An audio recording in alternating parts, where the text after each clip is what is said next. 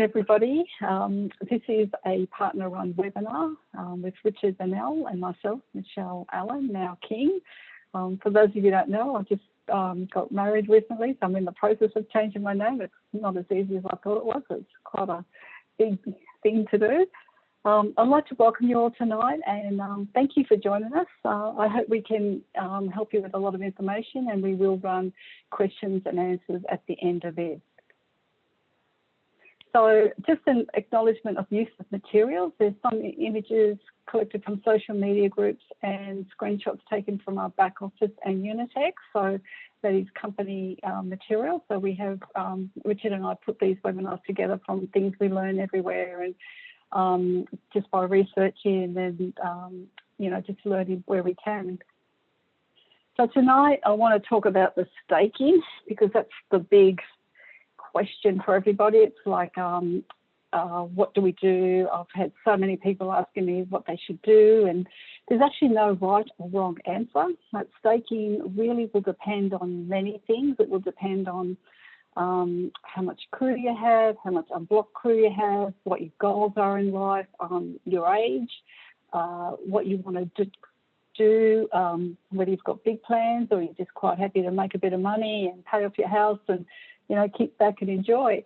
So this will all depend on your goals. So I put a little table together with the different packages so you can see that. Now, I know there's people here that's going to say, well, Michelle, there's compounding and you can get more, but this table is really for people who don't really know anything about staking. So I just wanted to give a basic what you get per month.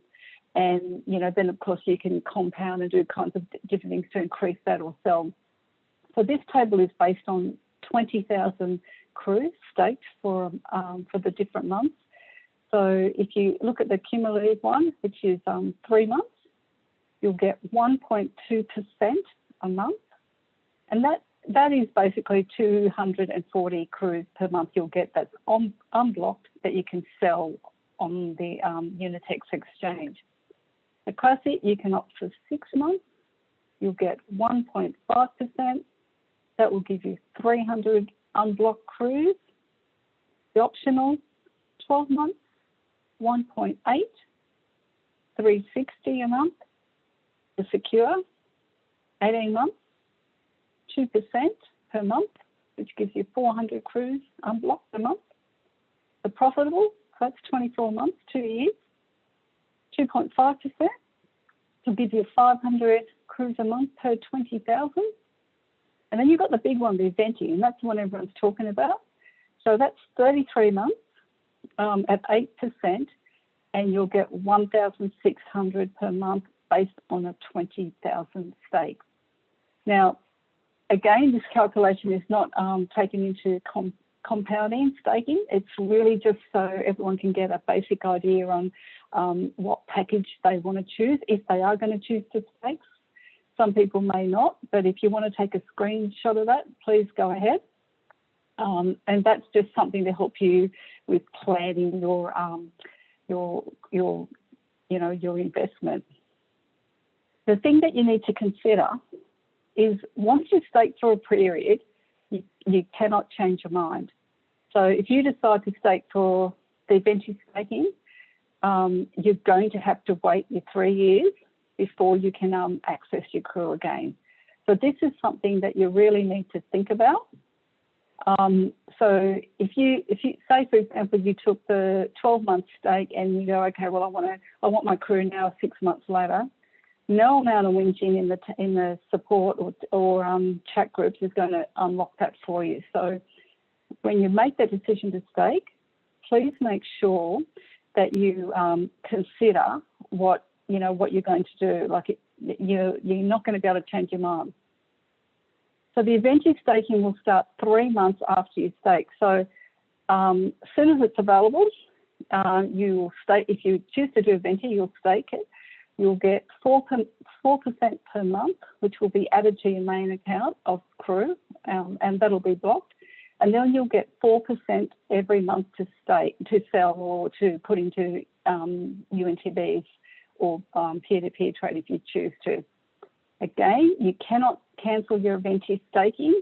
You'll have to wait the full 3 years before your crew is unlocked.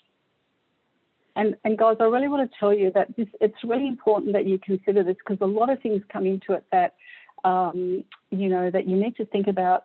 And especially with like people like myself, like I'm a bit older, so you know, I've got to really think about you know, how much I do actually stake, and you know, I really want to enjoy my life now. But if you're like in your 20s or young, you know, you're probably going to, you know, look at eventually staking, because you've got the time to use to wait for it. So staking in your wallet. So once we go into our wallet, I'm just sorry, I've got a few more people in here. So once you go into your wallet, you will, when you set up your wallet, and this is aimed at the people who have got their wallet, you'll see the different options of how you can stake. So to get to the staking, you click on the staking button at the top, and you'll get the different options. And I'll just go to the next slide because it's got all the different options we have. So once you're in that page, you can decide what you want to do. So whether you want to stake crew for crew, like you've converted your crew to WCRU and you want to stake it for UNTB, you can click on that one. You can stake for a crew for UNTB, so you might want to build up some UNTB to use on the exchange or to just keep. And then you've got your UNTB for net and CPU. Now, Richard is going to go into the how we use the net and CPU at the end of after I'm finished. So this way, this is something that is really you've got to think about, because it's something that you will need to think about doing as well. So once you go into this is an example of what you will see. So this is a crew for crew page. Once you've entered the staking, you'll put your amount in there. Now, it will show you your available balance of unblocked crew there. So if you can pick 25%, 50%, 70%, or 100% to stake. So the company makes it really easy for you if you're operating in percentages. Then you go to your staking plan. This is a JPEG, so this is actually a drop down, so you can choose the different staking maps. For this webinar, I'm just going to use the eventually staking. And it will show you the duration, 36 months, 8%, the date will start, and the date it will finish. Now, I really suggest you take a screenshot of this if you're going to do it, because you really want to keep a record of this stuff, because it can take a little while to, you might forget. So I think there's a Fred Baker, he needs to mute himself. And that will show you the profit down there on what you will get for the full term. So I really suggest you take a screenshot of this, of whatever staking plan you're going to do. And then once you're happy with what you're going to do, you click stake, and then that's ready to go. So it's not a hard thing to do. It's just something that you need to plan about your strategy in the long term. So I'm going to go on to setting up your wallet, guys, because there are people on the webinar tonight that still haven't got to that yet. And I really highly suggest that the leaders here tonight actively get out there and get their team to set up their wallets, because it's really something that must happen, especially if they're going to get the best benefits. So you log into your back office, you click on the crew tab there, so you'll see a lot of crew tabs, different tabs. I really recommend you use a PC and not a phone, because you do need to take a copy of the seed phrases and take screenshots. Click on crew. This is not a real back office. This is what the company used as an example during the training, but now that is actually all in English, so just forget about that. You'll have your wallet number there, which is which I suggest you keep a record of it. That actually means you haven't set it up, and that is the green button, and now that's in English, so that's the button you actually do. So you take a screenshot of that, and you click on that, the green button, and then you'll come to your seed phrase. And again, this is all in Russian, because this is the promotional screenshots they allowed us to use, and I've already done mine, so I wasn't able to go in and use my own portfolio as an example. Now you'll see all different seed phrase words. One of the bugs that came in early was the words were doubling up. So, for example, burger. So say you have burger at number 4 and say number 9 had burger there. So you've got 2 words that are the same. All you have to do is go back and start again. Do not accept that seed phrase at all, because it's really important that you have all separate different words. So if you find you've got 2 words, do not click the green button to go next. Go back and start again, because it's really important that you have a separate word. What I did was I used Notepad. So I typed these all in, and under each, that looks like a dot, but it's actually just because it's showing all the key note, that's actually a space. So you space and do your words. I'll go back to that. So you'll type in 1, 2, 3, 4, 5, 6, and that in that order. And then you'll type it out like that. So notice that they're all lowercase. And then when you go back, they're all lowercase. So you must make sure your words are exactly like that. So do not put capitals, or if you've got auto spell on and it puts a capital, if you get a capital in that and you use that as your seed phrase, it's not going to work. It's going to reject it. So it's got to be exactly the same as that. And please take a screenshot of that. So just in case you do make a mistake, and there are people that have made mistakes, you've got your screenshot of that, your seed phrase to go back to. And then you type it like that. Now, some people have kept it electronically so they can cut and paste it into their wallet when they log in. That's something that you guys will have to sort of make that own decision. You can type your seed phrase in there. Now, this is the next stage. So this is what you actually confirm your seed phrase. So people have typed it. I didn't. I just cut and pasted my words because I knew they were right, and then I clicked the confirm button, and they all came up like that automatically. It is good just to double check these words against the screenshot you've taken, and they must be in the same order of the phrase that you will receive. You click on the green button, and if it's correct, you'll get the tick. If it's wrong, you'll get a cross. You'll click back and you'll start again. So you haven't lost anything, guys. If you get the cross, don't freak out. At this stage, you haven't gone back to haven't gone to your wallet yet, but you have to just do it again. Once you start going to your wallet, you'll see this little JavaScript thing that will just show you that you're actually going from your back office to your wallet. And that's where you put your wallet address, your seed phrase, you click sign in. It will ask you to do a PIN code. Now, at the moment, it doesn't remember it, so you'll have to create a new PIN code every time you log in. I know that is on the testing board to be set up, so it's once you set up the PIN code, you won't have to keep redoing it, and that really needs to happen fast. And then you're in your wallet. Now, this wallet is from the company official demos. It's a test wallet, it's not a real wallet, and you'll see an interface like that. So this is not hard, it's very simple to use. You'll see the menu at the top, you'll be able to see how much crew you have. The first thing you'll do is you'll click on that refresh button there, and that will actually bring all your crew from your back office, and it will refresh it.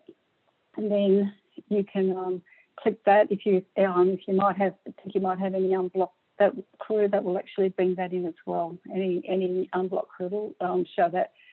This part may take 5 or 10 minutes to work. So if you refresh it and it's not the same as your back office, don't panic. Just wait a couple of minutes, click it again, and it usually works for most people. I haven't seen anyone lately that it hasn't worked for.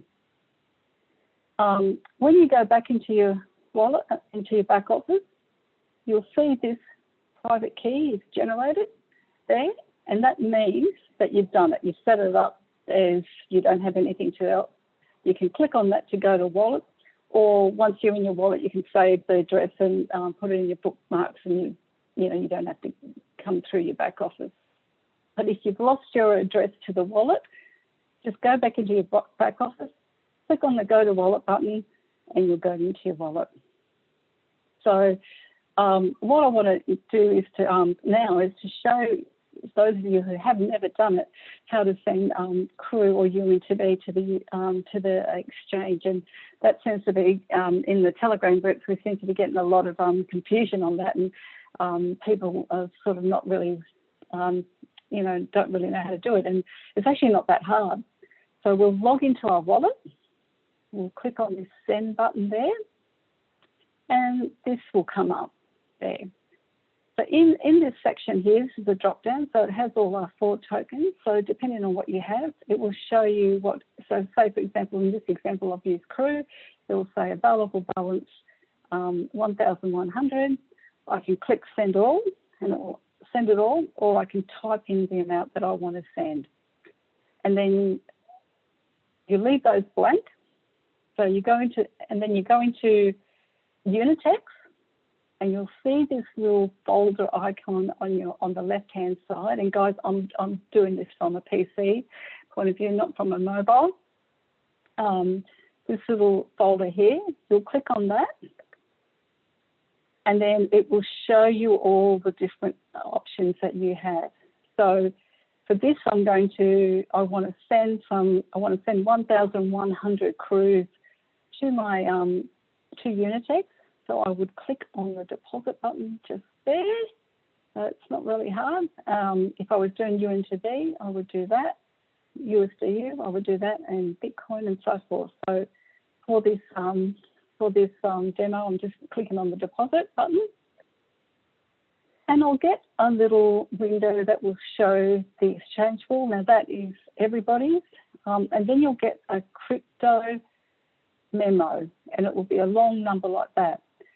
So they've given us, we can copy it, or we can do a QR. I'm not going to do that. You can actually refresh that if something's gone wrong, but you copy that, and then you go back to your wallet, and you'll paste it there.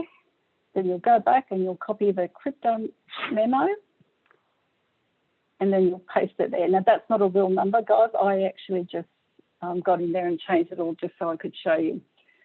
The amount I would have 1,100, so it's just there, and then I would click Send, and then when I click Send, that will send 1,100 to the Unitex exchange. So it's not hard to do. And then if I want to do USDU or I won't be WCA, but UNTB, I can pick that and do the same thing, or keep doing it. So I want to go into the WCR defrosting, because that's causing like a lot of confusion. It's like how does a WCRU, how long does it take to defrost? So once we get our CRU and we decide we're going to convert it to WCRU, there's a 12-month frozen period where it just sits there for 12 months, and we can't do anything with it. We can stake it for UNTB. So if you do convert your WCRU, your CRU to WCRU, I suggest you then stake that WCRU for UNTB. So it's such a tongue twister, all the different CRU token names. And that will just earn you UNTBs, which you can sell or use for your blockchain transactions. So this is the breakdown of after the 12 months. This is the breakdown of when they start to unlock. So as you can see, it's quite, it will take quite a while. I think it's about 4 years. I could be wrong. Someone can correct me after I've finished, but it's around about 4 years I think it will take to completely unlock. And that's the percentages on how it does it.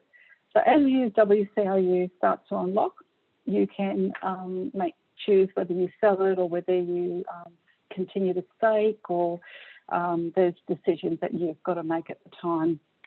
So take a screenshot of that, everyone. I sort of made it really big so you can all have show it to your team. that should answer everyone's questions, and it should be a good way to get it out to people so they understand what's going on. So this webinar will be on our YouTube channel, Ms. Web Stuff. So if you haven't subscribed to our YouTube channel, please do. And as Richard and I do our webinars, we will upload it and show you, and that way you can go back and look at any of our recordings at any time, and it saves you PMing us and going, when post the link. That way, if you subscribe, you'll automatically get a link and a reminder. And I am now finished mine. I hope that really helped you guys. I am going to stop sharing my screen and share, and I'm going to hand you over to Richard.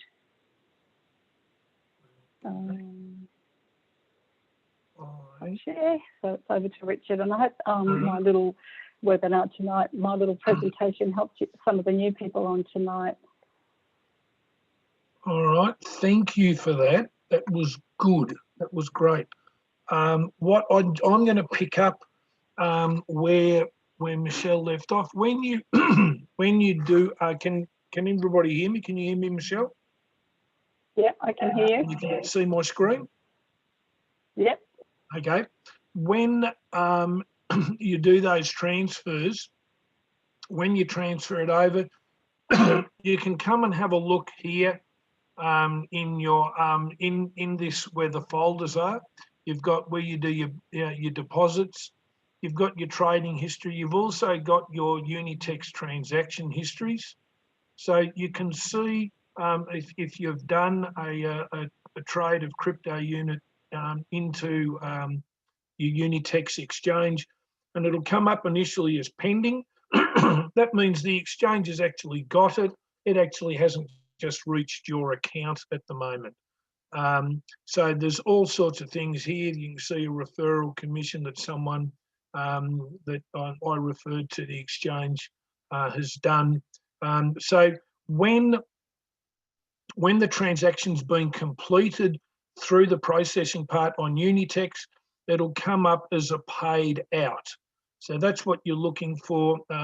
If for some reason you've done something and you go to your Unitex wallet and it's not there, before you get on to support and say, what's happened, it's gone, you know, I've lost it, come here, have a look at transaction histories and see whether it's listed as pending or whether it's listed as paid out. It's just sort of something that's important to do. So we go, oh, hang on, let me just actually set this slideshow up. Probably be better to do it that way. So that's the one. And if you've got a problem with anything here, when you come into transaction detail, this is actually your blockchain hash.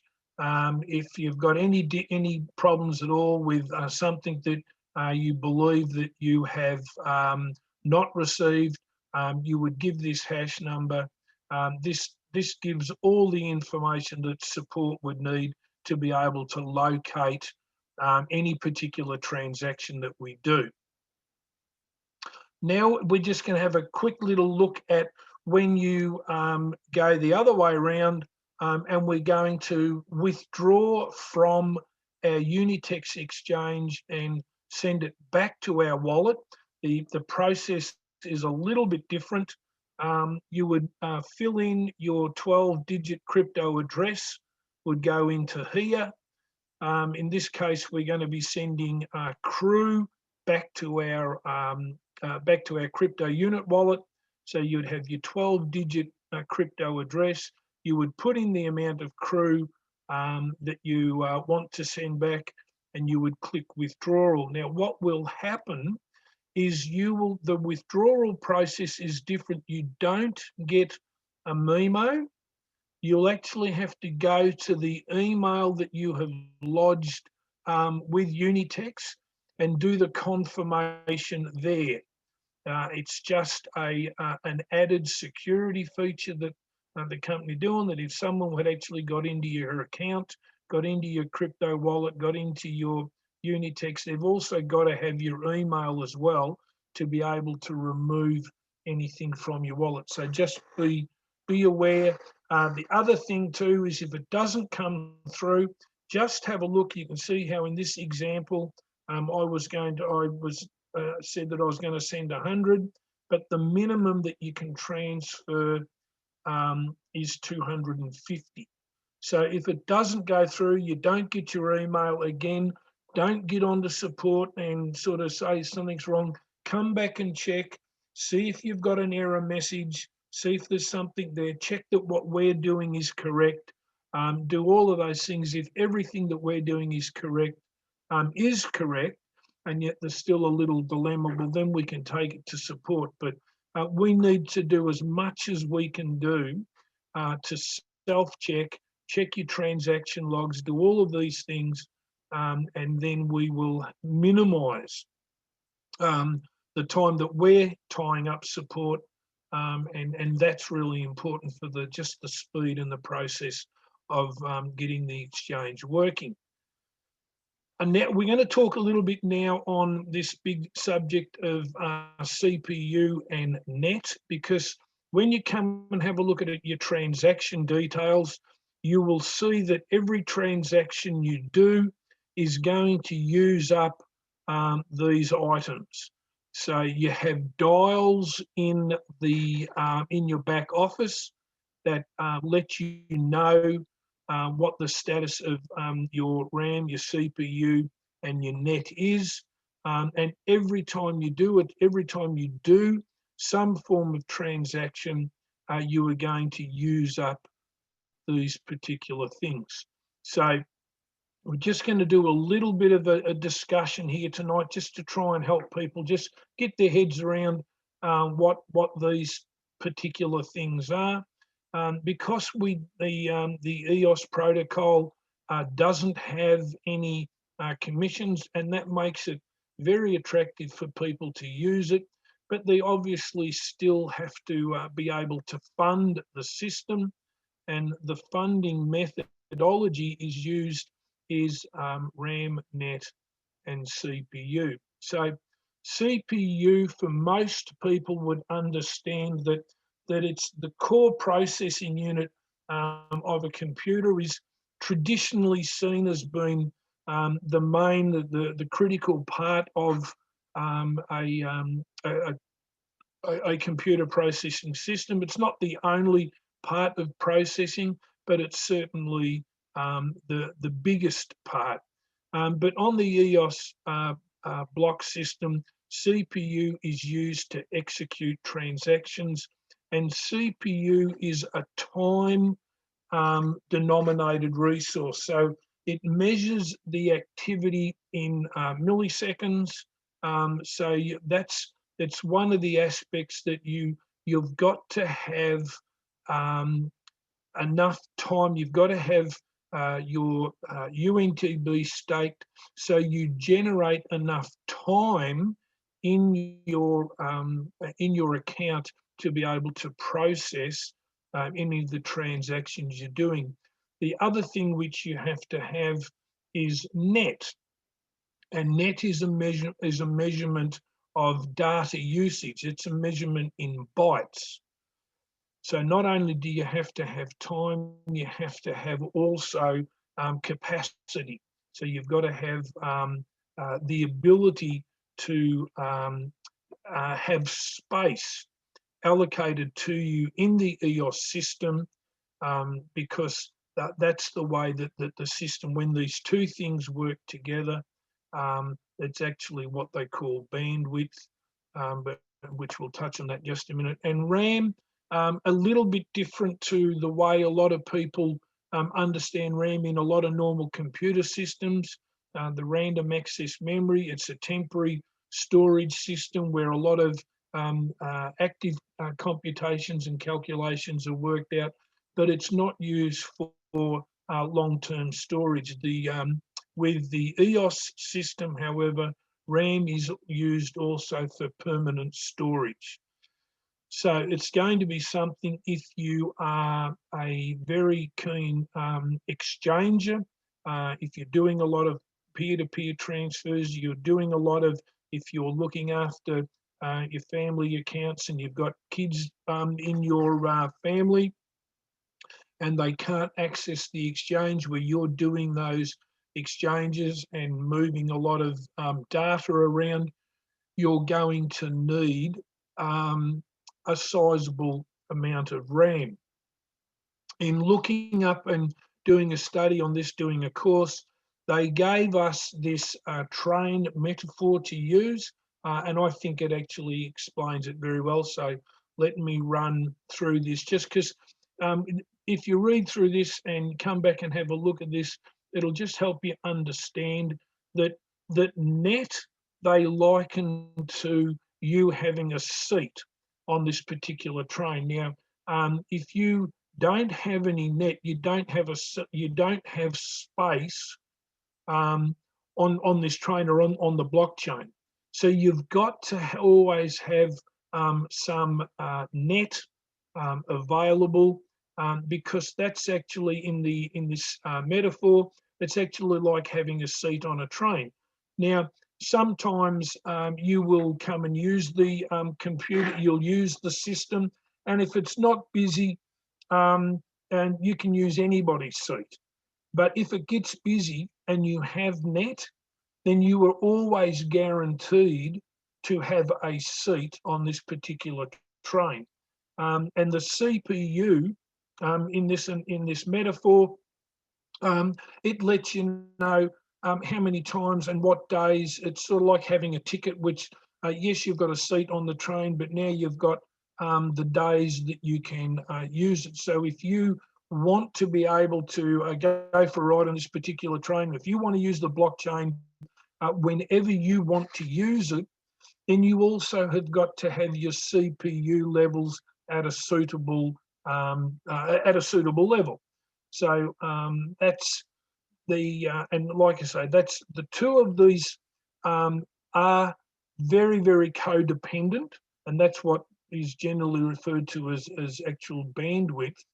But with the EOS system, they break it up into the two components, and you can stake for one more than other. So it's as you're looking at those dials will take an average of your last 3 days usage of those two particular components of bandwidth, and they will give you indicators in a percentage to tell you that one might need to be topped up more than the other. And then RAM is simply just again with this metaphor, it's just like the luggage compartment on a train. It's how much stuff you want to store. If you want to store a lot of things, if you're going to be carrying on a lot of activity, then you are going to need to have more RAM than someone else. If you're a person who is going to come to the exchange, maybe you're going to come once a week, you're going to claim the UNTB, you don't have a lot. Obviously, these things are all relative to what is happening in your account. If you have a very significant amount of UNTB being generated each day, then you may want to be coming in every day and claiming it and doing something with it. But if you don't have a lot coming in, the thing about your allocated UNTB, once you have accrued it, it actually is yours. So it's not something that you get it accrued, but if you don't claim it within 2 hours, you'll lose it. It is always yours. You can come and claim it when you like. So if you're going to come in, just do something very, very small, just claim it, have a look, you're not doing too much else. When you get your, if you've still got some of your crew still unlocking, it comes in, you stake it, you move around. You aren't going to need a lot of UNTB staked to accommodate and supply the amount of net and CPU and RAM that you need to run.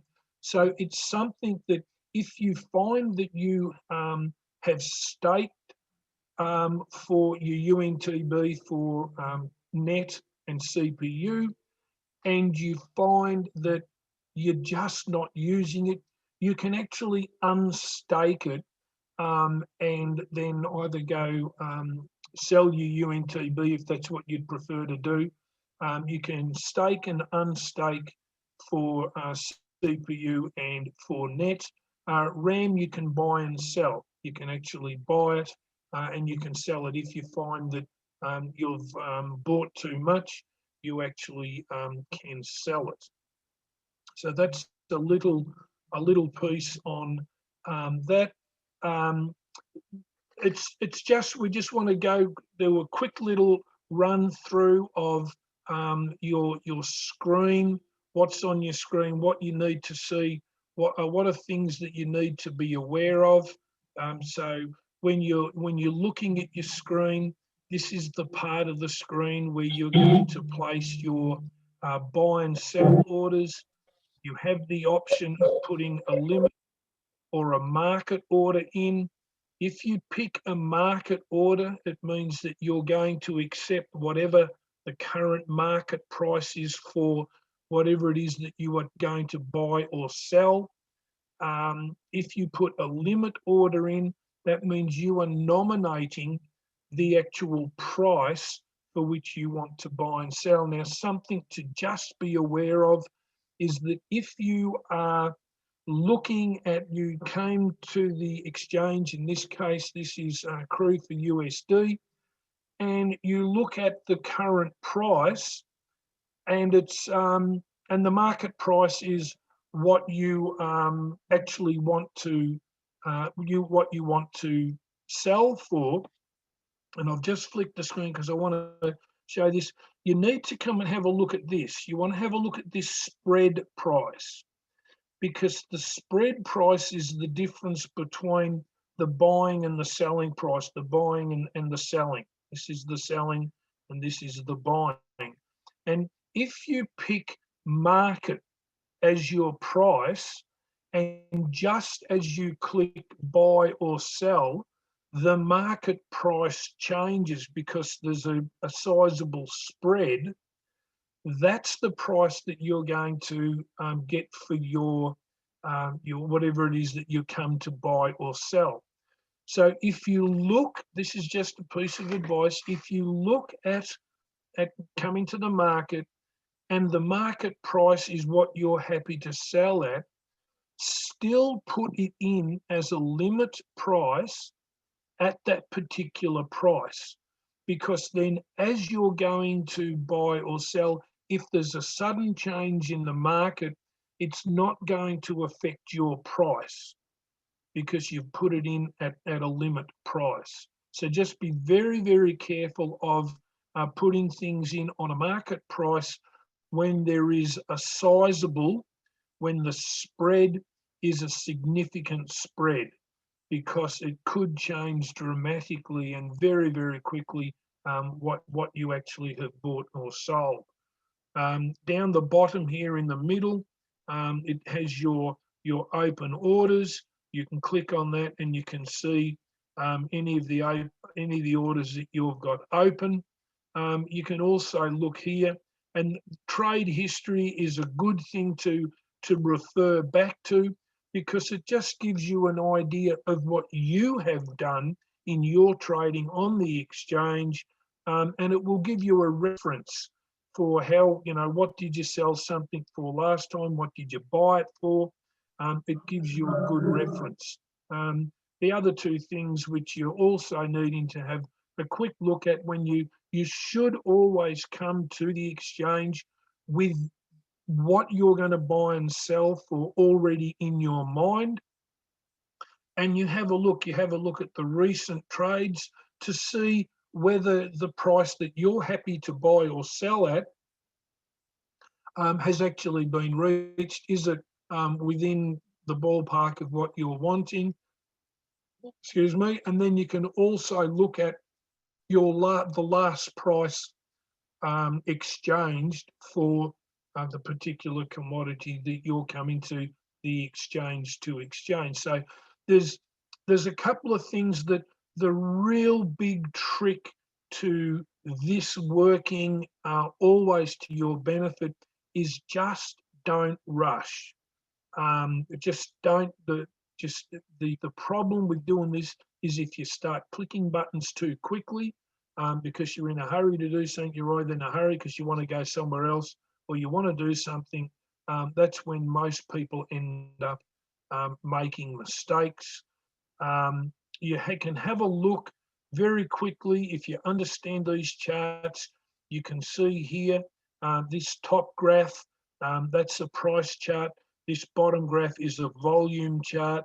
So you can see how much has been traded. You can look at these numbers and you can see this shooting up and you're thinking, wow, that's going up high.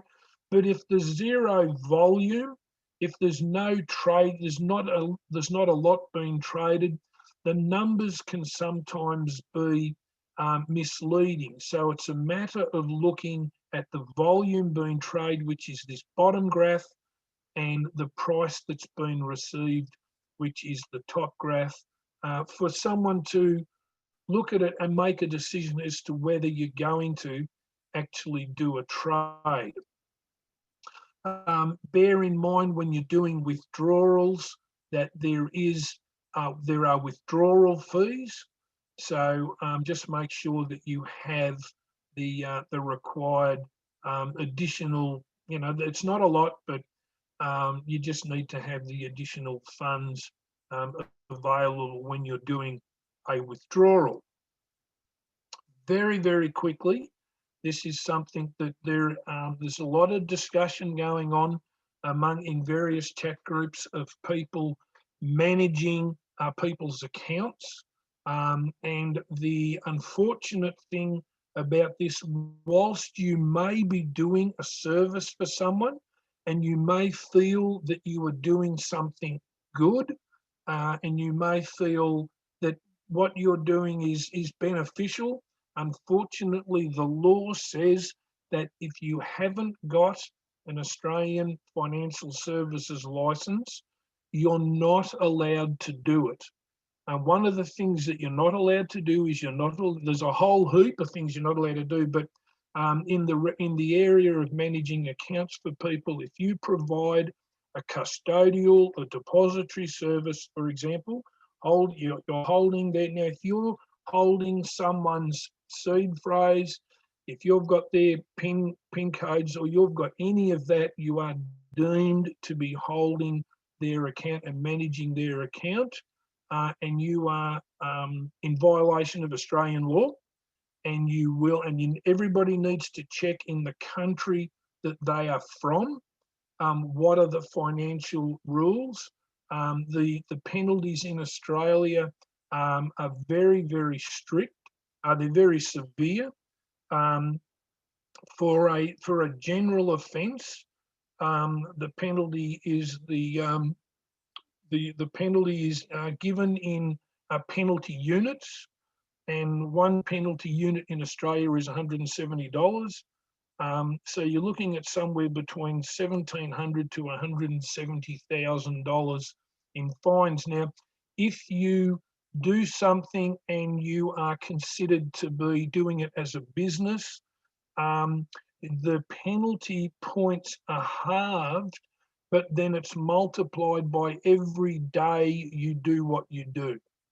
So it's an astronomical fine if you get caught out. The company is going to be made aware of the problem, that if it's deemed to be something that the company is aware of that's going on and they haven't done anything about it, the company itself can also be fined. So you're going to find I am sure the company will make an absolute statement banning the management of accounts. They need to be seen to be doing something, because the penalties, and if they get investigated, the penalties are less if they're seen to be doing something. If they don't do anything, then they actually can incur higher penalties for allowing it to occur. within members. So it's something that is really taken seriously by ASIC. They are absolutely wanting to root it out. You must have a financial services license, and you must have financial services insurance to conduct any management of accounts. And it doesn't matter whether you charge someone for it or not.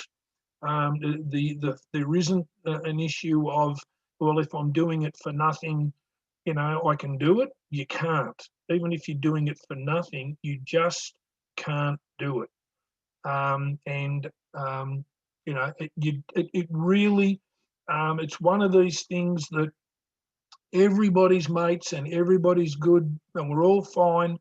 When I was talking to ASIC just today, or it was over the last couple of days, been talking to them every day, they don't have to receive a complaint from someone for them to begin an investigation.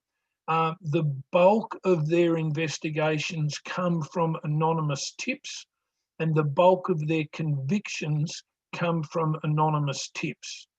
So it's one of those things that if somebody doesn't like the company, but they know that you're doing something, they can dob you in. They can send there's a form that you fill out. I've seen the form. It's quite anonymous, but it's very, very, very effective, and you can be dropped in it anonymously, and ASIC will pursue it just as vigorously as if they had been the person nominating the offender was known to them. Another thing, now this is really, we've got to understand this because we're moving into an incredibly volatile new area. With what we're doing in going on a public exchange, there's a new dynamic that we have not really been exposed to that is going to occur. It would be incredibly naive for all of us to not think that it's going to occur, because right now, being a startup company, being a low cost token company, we're a prime candidate for what's called shorting. So there are things that are done that will short the price of crude, and people will deliberately do it. It happens every day in markets all over the world, big and small.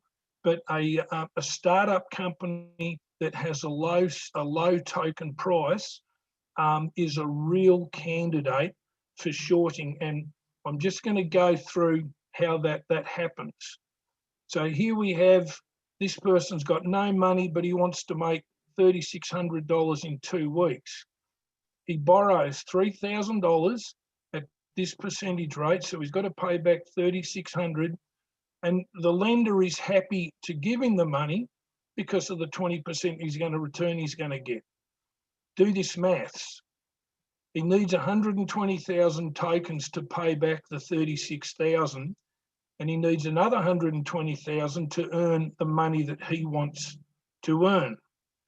When a person who's shorting a market is going to make their money, they're going to sell their tokens at less than what the actual real price of a token is. So in this example, the person actually needs to raise he needs to get 300,000 tokens to be able to short this particular market. And what he does is he will look for a startup or a small business that has a low token price, and I'm picking in this example 30 cents, and they will start a negative campaign against that company. They will talk negatively, they'll post things in the media, they'll dig up old information, they'll post it, and they will begin a negative campaign, and it will, and it happens every time people panic. They think they've been scammed, they think they've been ripped off, and the price of stock will drop. And what someone who in this example of mine is going to do to short the market, he wants it to drop to 10 cents. Because what he's going to do, when he drops to 10 cents, he'll buy at 10 cents and then he will say nothing more. He'll stop his campaign. And what happens is people will rally to the token's defense. They will refute the rumors that have been started as being that that's all they are. That'll just be a negative rumor. They'll refute it. The price will then turn and it will head back up to where it should have been all along. And what these people do is they will sell their 300,000 tokens as the price passes through the 24-cent barrier. He will pay back his lender and he'll pocket the $36,000 that he's wanted to do, and he'll achieve all of that in 2 or 3 weeks. Now, this is done every day of the year in the marketplaces. There are people shorting markets all over the place. The biggest shorting that occurred, we had the instance with GameStop, where it actually the hedge funds that were shorting GameStop come undone. But this is an example of when Bitcoin got shorted back in 2018, and it was shorted by JP Morgan Chase, where they were making massive statements in the public about the fraud, the Bitcoin was a fraud and it was fake and it was all hype. And they actually crashed the price of Bitcoin. And when it got to here, guess what they did? They bought billions of dollars worth of Bitcoin. And now JP Morgan Chase are one of the big bank holders of Bitcoin. So people will do this. They'll do it over and over again to their own advantage. They do not care who they hurt in the process. It's purely done by people who are skilled in the market of doing it. So we need to protect ourselves.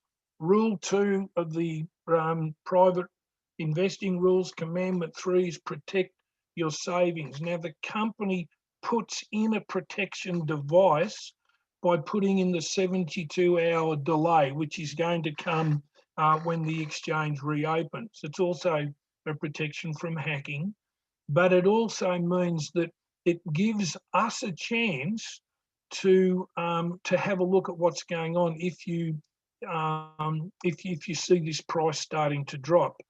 Other ways that we protect ourselves is by getting ourselves a better education in financial literacy, and we understand what I've just explained about shorting a market. We understand how prevalent it is. We understand that it happens every day. We also protect ourselves by doing our due diligence on why is something happening? Why has it suddenly gone up? Why has it suddenly gone down? We don't allow ourselves to be manipulated by emotion and being reactive to something that's happening on our exchange. We attend webinars and meetings. We read news releases. We read the news in our general media, and we read what comes out from the back office of the company. If we do these things and we do them regularly, we will follow Rule 2, Commandment 3 of protecting our savings. So this is my stir to action, my big stir to action slide. I am excited. I truly am. We have been waiting for this for so long, and we all should be extremely excited. But that excitement should be tempered with due diligence and care. We should really be excited about what's just ahead for us. But that doesn't mean being flippant and being having a nonchalant and non-caring attitude. Know what your goals are with your trading, with your exchanging. with your staking, with what you're going to do. How are you going to keep some? Are you going to let some more unlock? Have your plan, know what your plan is, but seriously also be incredibly excited about what's ahead for us. And on that note, Michelle, that is me finished. So we can have questions. Very good explanation. Thanks a lot, Richard. Thank you, Richard. That was wonderful. Sorry, I was just trying to unmute myself. Yeah. Like, how can everyone just give Richard a big thank you? I mean, I love that thing about short in, and you know, we have to be prepared for negative marketing. That will happen. And my background is marketing, and I know how easy it is to create a website. I mean, you know, if you've got a computer and you can log on to Wix and you can create a web page and you can write anything you like. Does that mean it's true? But unfortunately, if people see it on the web, they'll believe it's true. So when you see this stuff happening, don't believe everything you read online, because most of it's fake.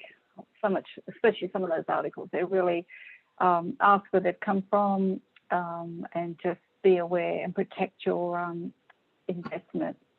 Thank you, Richard. That was amazing. We've got some questions. I know she's got a hand up. I can see her with a big grin on her face with a hand up. I know she is. She's going to. Yeah, Kay, go for it. Troublemaker. You go first, Kay. Okay, cool. All right. No, the red and green indicate, you know, on the right hand side. And you've got, it's actually on a horizontal. You ever seen the green? You've got the red part where people have actually put the orders, selling on the orders, and then you've got the green part on the green area where people are actually asking for to buy, right? Yeah. And then you've got you can actually see a very faint green or red outline that's actually on a horizontal angle. Hang on, I'm just going back to. I'm just clicking back to where I had a screenshot of a chart somewhere. I probably should have just closed this and just scroll down. Okay. Yeah, it's on the right hand side. Can you see it where it's yeah, right on it. What does that mean? I actually don't. I don't. What is that? Does that mean it's been fulfilled? No. I'm just looking at the. I'm just looking at. That's actually the last price that was sold at. Oh, okay. See that there. See that there. Yep. And then see that there. Oh, okay. Yep. So just have a look when you're having a look, and you see that. So the last price, the last sell, that was now. It's. I actually, Kay, in all seriousness, that's what I believe it is. Yeah. That it was the last price was a sell, and that was the last price, and that's there. So you just watch that and see whether that is good. That's what I believe it means, but I'm not.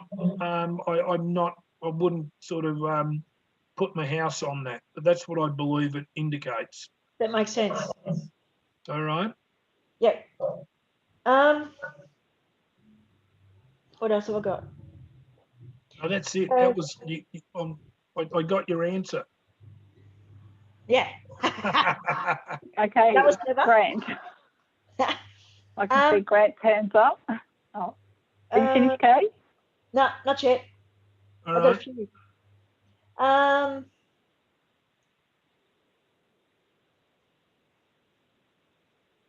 Got to move it. Got a lot of people waiting. Sorry. Okay.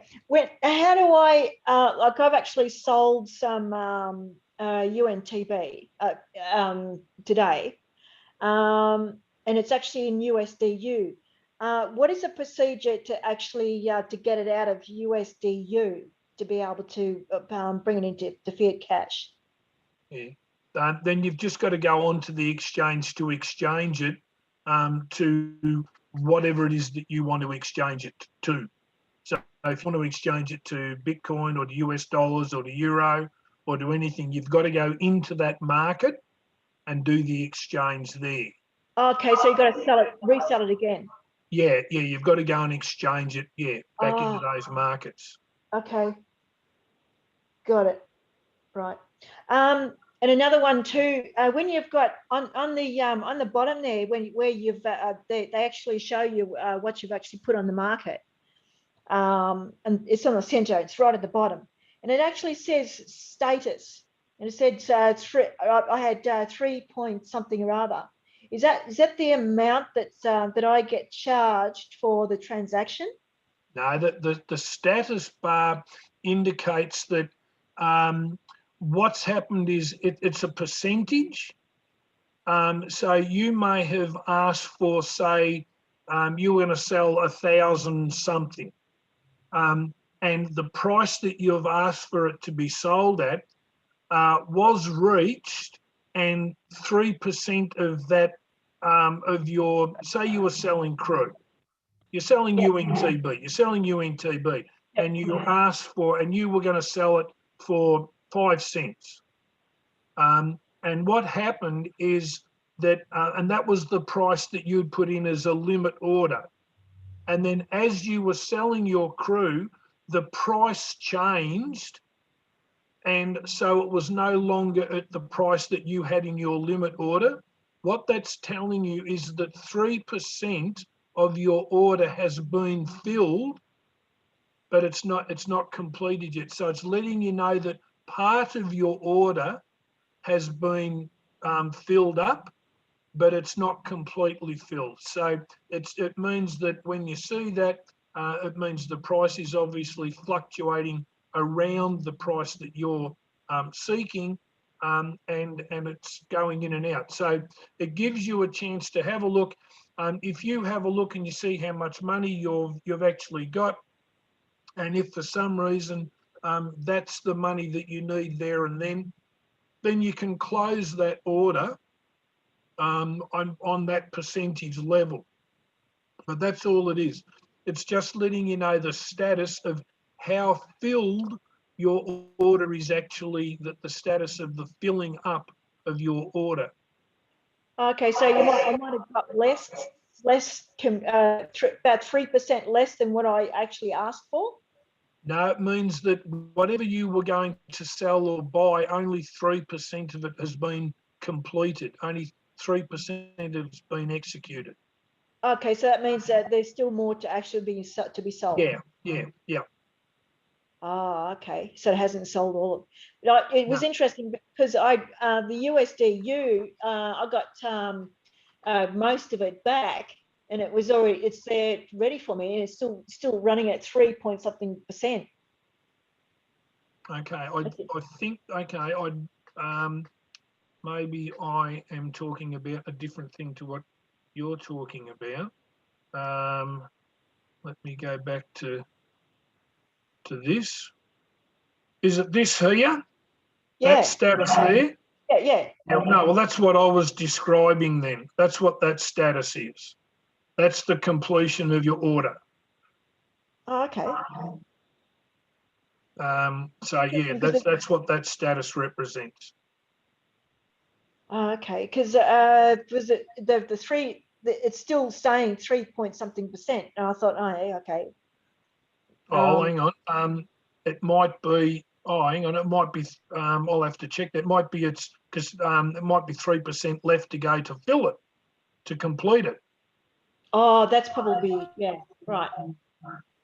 Sorry, sorry. Yeah, but that represents the completion of your order, and I would need to see mine. Like you can check against what the total amount was that you wanted compared to what that percentage is, to whether it's to be filled or has only been filled. And I've been that busy, I haven't been sort of looking at these that much to see whether that represents what's been put in or what is yet to be put in. But that's what it represents. It represents, it's a percentage of the completion of your order. Oh, okay. Okay? Okay, yeah. Makes sense. All right. Thanks. No worries. Okay, let's move We on might quick, give somebody Michelle. else a go now. Yep. Share. You want to Hi. unmute yourself? And Yes. I have a question about the event staking and the value of CRU. So CRU is a gateway token to an STO, and people who are not sophisticated investors and cannot buy STOs can buy the CRU and convert it to WCRU. correct. This will make the CRU very valuable. But till what moment will CRU be a gateway token? I would like to know this to decide if I would like to stake for 36 months or not. Okay. It's always going to be a gateway token because it can always be transferred. The question is, you have for the next 12 months a company assurance that it will be converted 1 for 1. So 1 CRU will equal 1 world CRU.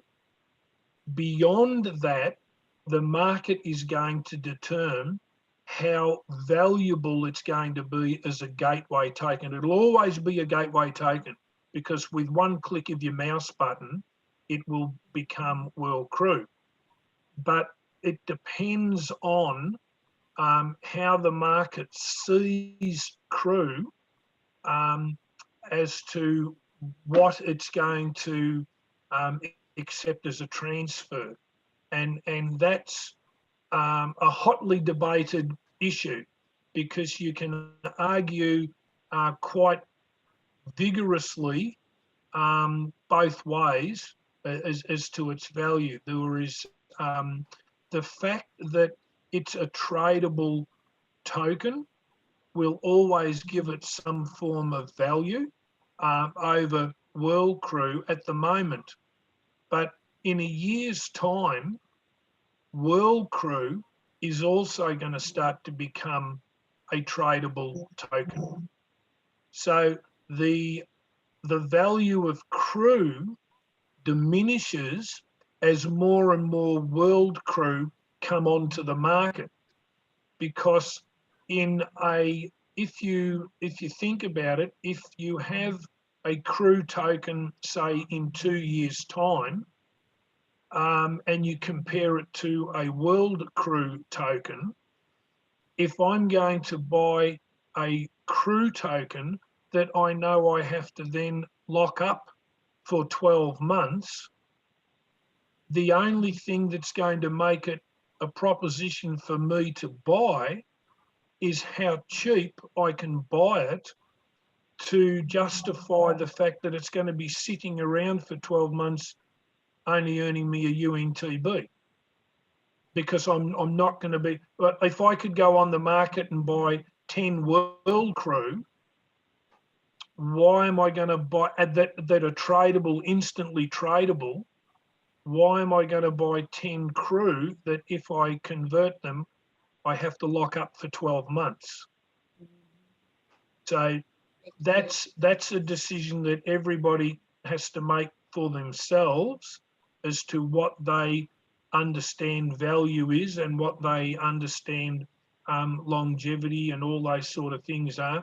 And it is what Michelle said. I firmly believe it's what Michelle says. For someone like myself, who is 64 years old and is not wanting to sit around for another, another 5 or 6 years more than I have to wait for that to become of value, I wouldn't be interested in buying. I'll convert mine 1 to 1 because I'll start my unlocking process, and in 4 years from now, I'll have all my world CRU unlocked, and I will have the ability to buy it, sell it, do whatever I want with it. So, you know, that's to me, but to someone who had maybe 20 or 30 years ahead of them, where it wasn't a big issue, they might be happy to take it and sit on it for a number of another 12 months to get its value. But there's always going to be a discussion about what its conversion rate is going to be down the track, because of that fact that now there is a chance that if And we... Richard, I just wanted to do one more thing too. Like, don't forget, once we've converted 35 billion crews into WCIU, then it comes to the second package, which is a longer period on before they're unlocked. So if you've got a lot in a venti, well then you could be waiting quite a long time for your crew to for your WCIU to unlock. Yeah, you've just got to, we just have to, I think there's been a bit of a correction to that time frame though, Michelle, for that second, second lot of crew. But you still have to look at, if you look at the Eventi program, okay, now this is according to Richard Bonell's theory on things, so this isn't company policy. The big payout from Eventi is going to occur when we get our capital amount back and that second half of the crew that's been staked away, that's the second half of the 8%. So we're going to get a big, that's when we're going to get a big payout from crew. Now, that's in 33 months from now. If we then have to stake that, if we have to convert that to world crew, then that's another year away. So we're now 33 months plus another year, and I'm only going to get 1% when it starts to unlock. Now, if I convert my crew now to world crew, and I start my year now, in 3 years' time, I'm going to have all of my world crew unlocked. And people who have done the Eventi staking will just start to have their 1% unlocking. Now, that's from my point of view, looking at it from my timeline. I want to get access to my world crew faster than waiting. If I do the Eventi thing, it's going to be 7 years before I'm going to get all of my world crew. I don't want to wait that long. If you're a younger person, you might be happy to wait that 7 years, but I don't want to wait that long because my age, you know, has me focused on other things. So you can't nobody can actually tell you what to do. All anybody can do, sure, is I can only explain my feelings from my point of view, and you listen to someone else's from their point of view, and then you make your mind up how those points of view fit your circumstance. So people are going to take different paths, and there isn't one path that is so 100% right that anybody who doesn't go down it is doing it wrong. It is incredibly personal, and each person's decision, if they follow all the things that we've had the access to learning about assessing our needs and assessing our goals and our life plan and all these sort of things, if we actually do that, the decisions we'll come up with are right. But if you're doing something, you know, my upline's staking for Eventi, so I'm going to stake for Eventi, well, that's not real logic. That's not, you know, I would say that's not necessarily smart. It still might be the right thing to do for you ultimately, but you haven't gone through the process of doing the understanding of why you're doing it.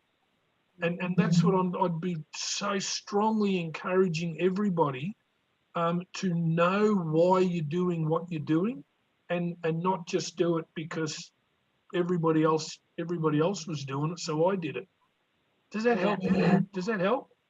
I love your Richard's long absolutely answers, right, because Richard. on the chat we've seen Sorry. a lot of people saying things but like it's- that about copying what their upline are doing, and like you've got to work out your own goals and what you want, and you know, work out your own, you know, investment strategy long term.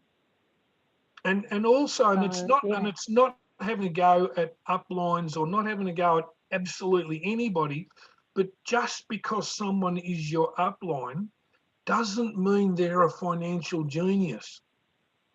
Correct. You know, they just happen to have got into this business before you did, and they introduced you to it. That's all they did. Now, they may be financially, you know, literate, and they may be financial geniuses, which is great, but it doesn't necessarily mean that someone who's got 25 million crew and can afford to put 500,000 of them into Aventi staking, and if it doesn't work out, well, big deal, it doesn't matter. But if you've only got, you know, 700,000 crew, you're in a totally different game to what that other person is. And so you've got to listen to what that person is telling you, understand his reasoning, but then see if it actually applies to you.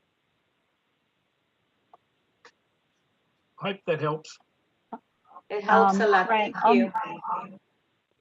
Grant, I'm Okay. going to go for, you're next. I can see your hands there. So go for it, Grant. You're on. You're going to have to unmute yourself. Grant, Porter, do you want to just unmute yourself? Grant, yep. Sorry, Yeah. that's us. That's us. That's Hello. Grant in the background. Oh, Hello, Andrew and Thanks, Lucy. Go, Michelle. darling. Go, Richard. Thank you very much. So you before said, Richard, you're talking about the RAM, CPU, and net. You can buy it and or sell it. So it'll be an easy enough thing to watch the bouncing ball, for want of a better term, in our back when we start to do that transaction. Yeah. Yeah, very, very, very easy. Very, the dials are very, very clear, and they're really easy to follow. You'll actually see if you've overplayed it or you've gone under. You'll pick it up in a heartbeat. You beauty, and thank you, Sharon Fairfield, for the 8 rules and 5 commandments. And wise words, Richard. Over to the next question. Okay, who's next? Grant, Craig, Ella? Ellen, Grant? Ellen, Is it Ellen? Ellen. You're going to have to unmute yourself. Me, Ellen? Yep. Yep. Yeah, okay. Go for it.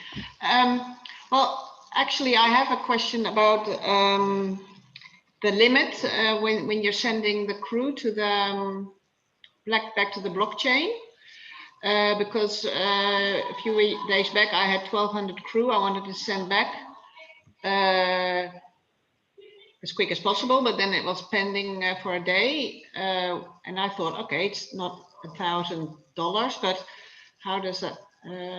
Apparently, it was calculated for more than 1,000 because it didn't come through immediately. Can you speak to that? How that works? Because the crew was selling for 20 cents the whole time. I think that's one of the glitches, Alan, that they've been working on, because it was based on, they based it on the exchange being on $1 US.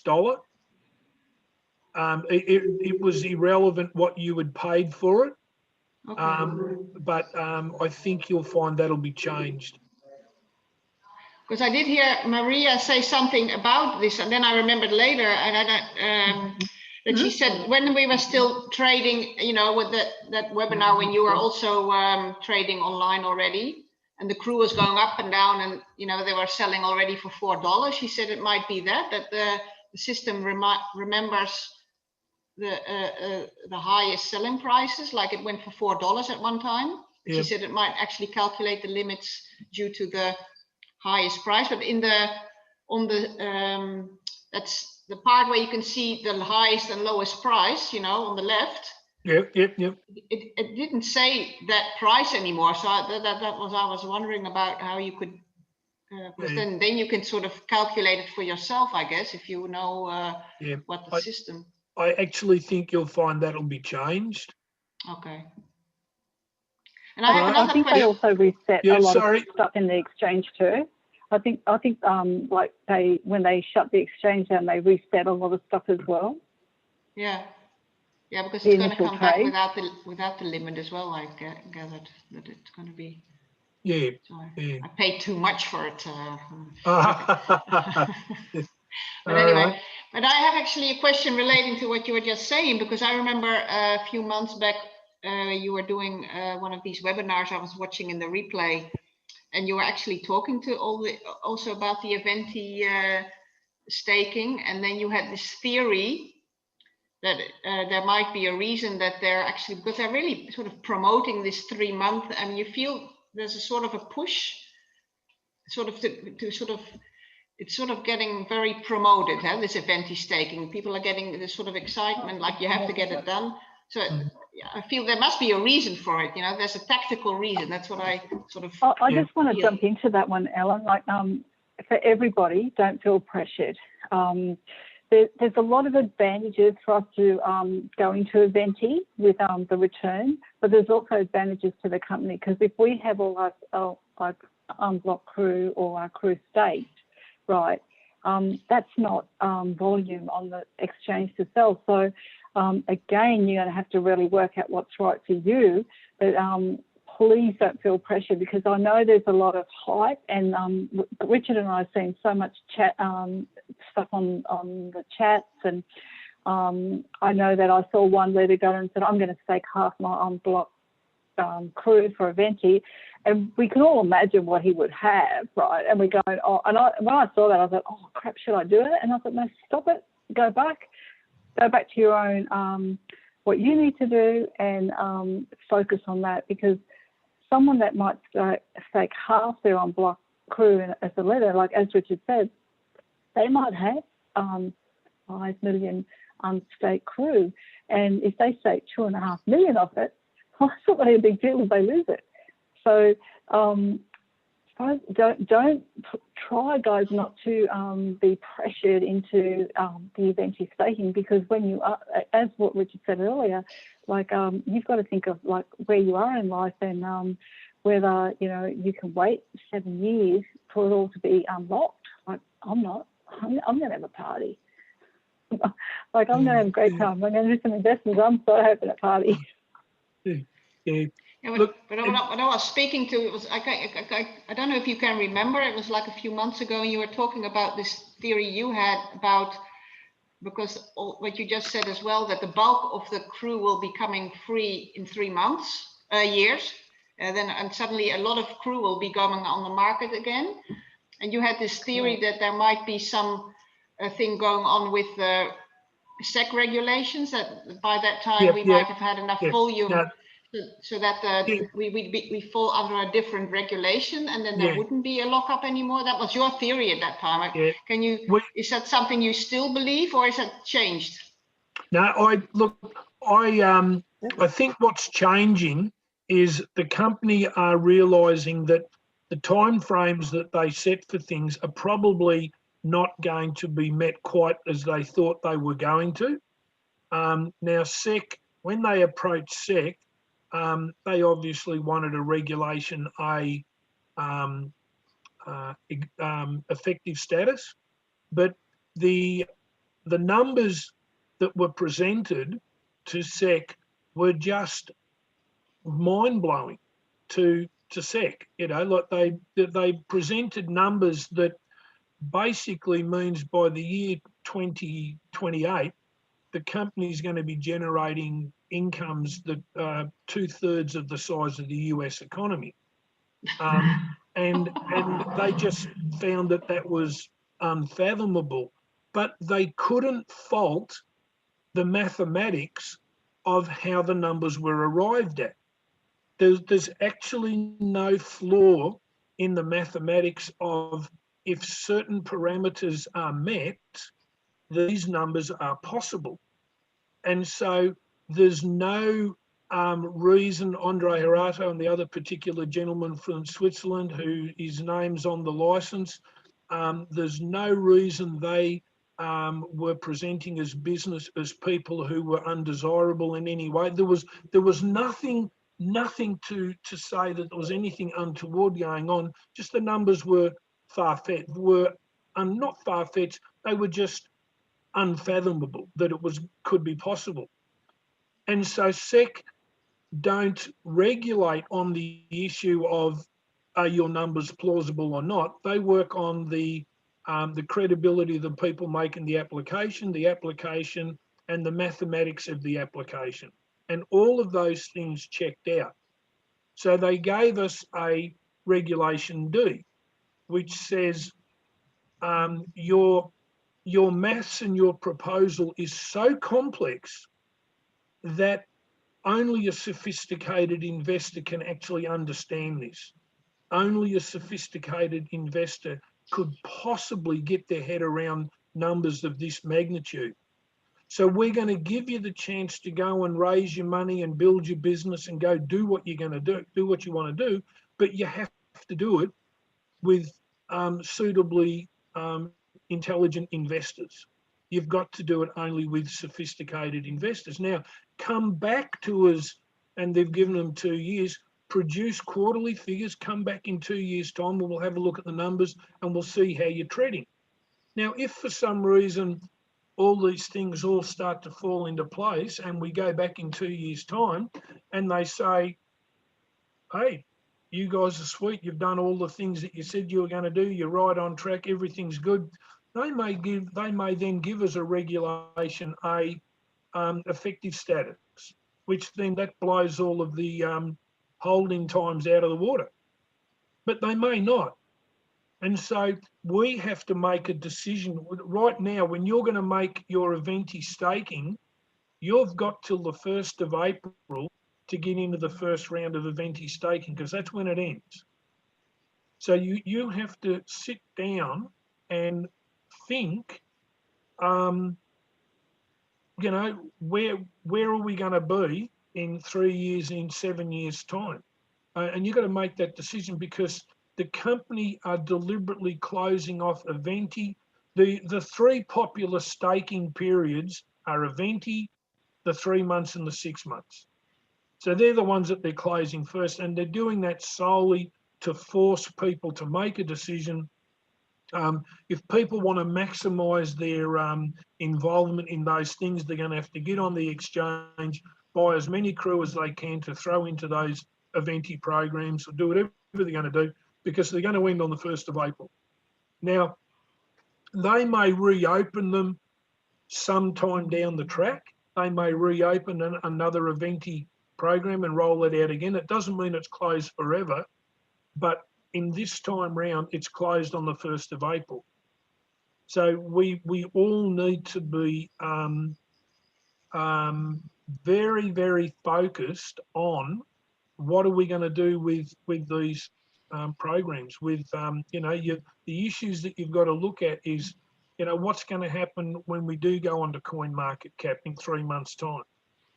Now if you've staked everything for beyond that 3 months, you're going to miss that. If there's a price spike and you want to sell your crew, you're going to miss that, because you'll have all of your stuff staked for a longer period of time.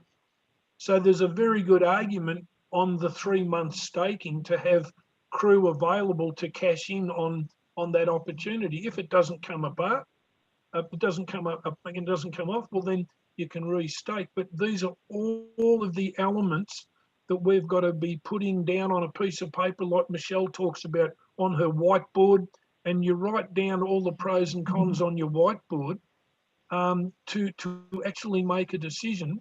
And then you make the decision, and then you sit back and you say, hey, based on the knowledge that I had, the information I had at the time of having to make that decision, my levels of financial literacy, that's the best plan that I could come up with. And then stick to it, and don't beat yourself up over it. You just stick to it.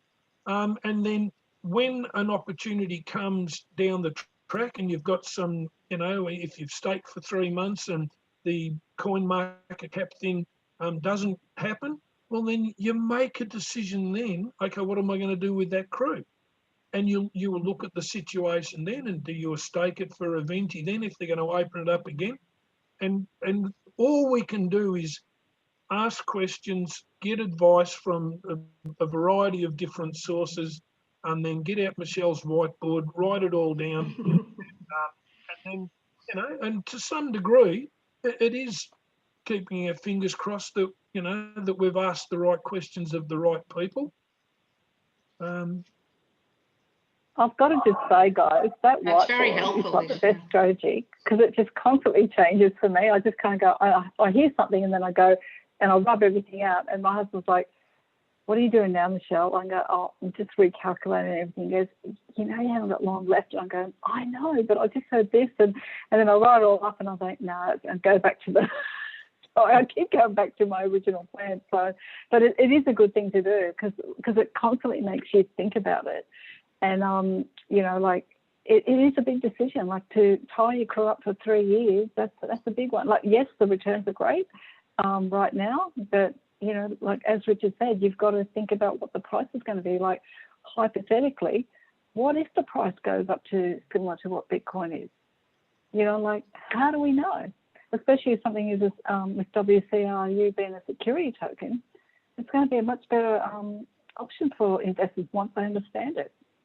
I'm just thinking, so don't get hyped up what you're hearing with the leaders, and put in large amount of crew tied up, because it's in their interest for our crew to be safe, because we can't then dump it on the market. And guess who's going to have crew unlocked to be able to sell on the market?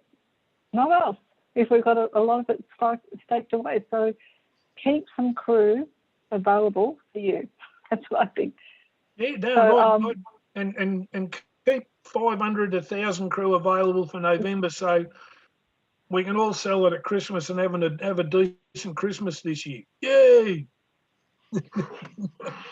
Craig, I can see you. You've been such a little angel, just waiting patiently.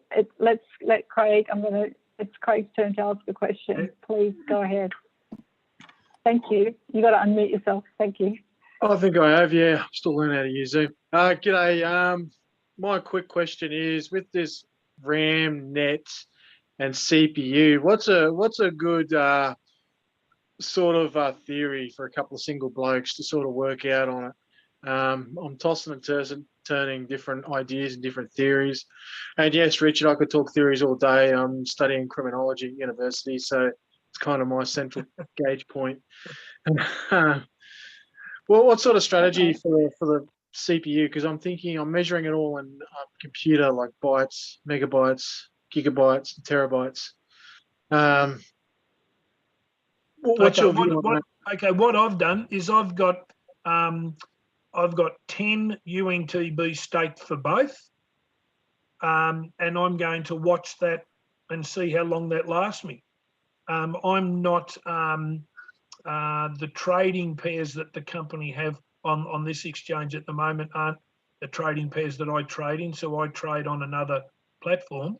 But that's the only thing that that you need to do. You don't need, see, with your net, even if you're going on the exchange at a quiet time, you'll hardly use any of your net at all. You'll hardly use any of it, because it's only really used up on a busy time, in a busy time. So you can use other people's space when nobody else is using it. It's what makes the EOS system a very, very economical system to lose. Now, if you're just claiming UNTB, if that's all you're going to do, you're just going to go and claim your UNTB, you're not going to be doing a lot. You aren't going to need much at all. You could find what I believe that what I've got staked for UNTB and net will last me this year. I don't think I'm going to top it up again. But I'm not avidly exchanging on the market. because they're not markets that I trade in at the moment. I see. So it is a consumable. They are consumables. Yes. Yeah. Now you can stake it. You can put 1,000 UNTB into both. You could stake them both, and in 3 months' time you could unstake 800 if you wanted to, if you needed to raise the money. If you needed money for something, you can unstake it at any time, and you can sell your RAM at any time. Okay. So you're not locked in. So the UNTB, does that generate passive income as well? No, it just generates space and power. Okay. All right. Cool. Craig, me being a computer nerd, I've actually staked my UNTB 50-50. Like, I've got quite a bit, and I've staked it for both, and it's quite full. So I don't know when I'm going to use it, but it's there just in case. Okay. Cool. Like,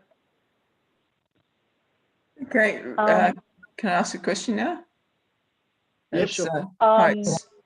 I'm sort of doing it, Sue, in order of hand. So Mark Pollard's had his hand up for a while. You've got to put your hand up, like just click on the hand. Put a hand up, do we? If that's all right. We'll go to you after, Mark, because he's been waiting quite a while. Well, thanks, Mark, go Michelle. for it. Hi, everybody. Look, firstly, apologies. I didn't get into the call until a little bit late, so my question may have already been answered, in which case, just simply tell me to go back and look at the recording at some stage in the future, and I'll be happy to do that. My question relates, though, to the staking of crew for crew. I attempted to do that earlier today and came up with an error message. But I also was interested in transferring crew to WCRU, and was wondering when that was going to happen and how it takes place. Yeah, so Mark, that's not available right now. So it is available on the 25th of this month. So it's only a little bit while. So it's the 24th now in Australia. So I suspect in Australia it will probably be the 26th for us. So we can't stake crew for crew right now, or we can't convert to WCRU at the moment. So all we can do is stake crew, unblock crew for UNTB right at the moment. Right. Well, I have done that to some extent. I've got a little bit of that, and I've staked the UNTB for both NET and CPU in small amounts. Yep, and that's all of us are doing at the moment. So hopefully when it's available, I don't know what time in Moscow. I'm sure someone else probably knows that, but for Australians, it'll probably be the 26th that we'll be able to do that. And just right now, just you can unstake your crew straight away. So if you've got crew staked for UNTB, if you unstake it, that's instant. So there's a lot of rumours going that, better unstake my crew 72 hours before, but right at the moment, you can unstake instantly for crew for UNTB. If that changes, I don't know. It may change, but yeah, hopefully it won't till it's time. Hopefully it won't. But I think that'll cause a lot of disruption if they change that to 72 hours wait to unstake our crew. They have said, Michelle, they have said that when they come back, the 72-hour thing will be in play. Right. Okay. So they're suggesting that if you want to get... guys, if you want to unstake, do it now. Do it now. Yeah, but it is going to, now if you when want they to bring it back. Yeah. Yeah, and Sharon made a very relevant point with in reference to Craig's comment about passive income from UNTB. You actually can mega stake CPU and UNTB to improve your voting on a delegate node, which actually is a form of passive income, because as you increase the number of crew that you have supported a delegate with, you get a percentage of what that delegate earns, in earnings from minting UNTB. So at the moment, all of that is going to EOS delegates, but in time, the company have said they want to offer that to us to be able to do that and be able to do the minting and to become delegates. So it is something that in time, you will be able to vote for a particular delegate, and then your UNTB will earn a percentage on what that delegate earns in their minting of UNTB. So thanks for that, Sharon. So Sue, over to you. Sorry, we have an order here. Yep. Thank you. We can't find where the hands up is. Can you tell us? Okay. So you It's in reaction. yeah. We look Gone to there. the- Now you go to participants, Participants, yeah. and then And then you you see click on- underneath, you see raise hand. Yeah, If you can open, you see see right, and underneath you see all the participants, and then underneath you see three things, and one of them is raise hand. Find your name at the and then very raise end. hand. Oh, yes. Yep. Okay. Thank you. Got it now. Yep. Will be good next time. Quick question. Technical support. Good question. One quick question. In the wallet, where it has the green box about claim UNTBs, can you explain what that's about, please? Yep. That's literally what it is. When you have your UNTB, when you stake your crew to earn UNTB, it's accrued all the time, but it doesn't necessarily get credited. It's accrued to your account, but not actually logged in as an item in your account until you claim it. So you physically go to that button, you refresh your balances. When you refresh your balances, you will see the amount of crew, the amount of UNTB that your account has accrued. You then can click that claim button. It then comes into your crypto unit wallet, and then you can either then move it to the exchange to sell it, or you can stake it for UNTB or CPU, for net or for CPU. Does it matter if it sits there for a while without bothering to? No. Okay. It means that it just means that you're not utilising it for any value, you know. But it's not going to hurt it if it just sits there. Okay. Thanks very much. Learned two things tonight. There you go. Woohoo. Probably actually learnt more than that. I've got some, Lucy Lush. That's raise hand. Yep. Lucy, Lucy, you're on. Do you want to just unmute yourself and? Hi, thank you, Michelle. Thank you, Richard. I just have one quick question. You said that we're not allowed to manage downline's account and friends' account and so forth. What about our family? Are we allowed to manage our family's account? Because they are not. No, family. I think look. Yes, you can manage your family account so long as they're family living under the same roof. Oh. Okay. So that's the ruling, but it's one of those things that probably if you were managing your family and they were living somewhere else, the investigation the ASIC would come back and probably just give you a warning. But what happens is that it gets recorded against your name and it gets held there forever. So if they find in 5 years' time that you're doing it again, but your name comes up and it's with someone else, they bring this back up again that you've been warned once and told once. They actually are really, really strict on it. So it's one of those things that you really need to train people, train your family in how to do it. But we can, you'd be really stiff to get a $1,700 fine from ASIC for looking after your your dad or your mum, or in my case, my kids, you'd be real stiff if I was going to get jammed up for that.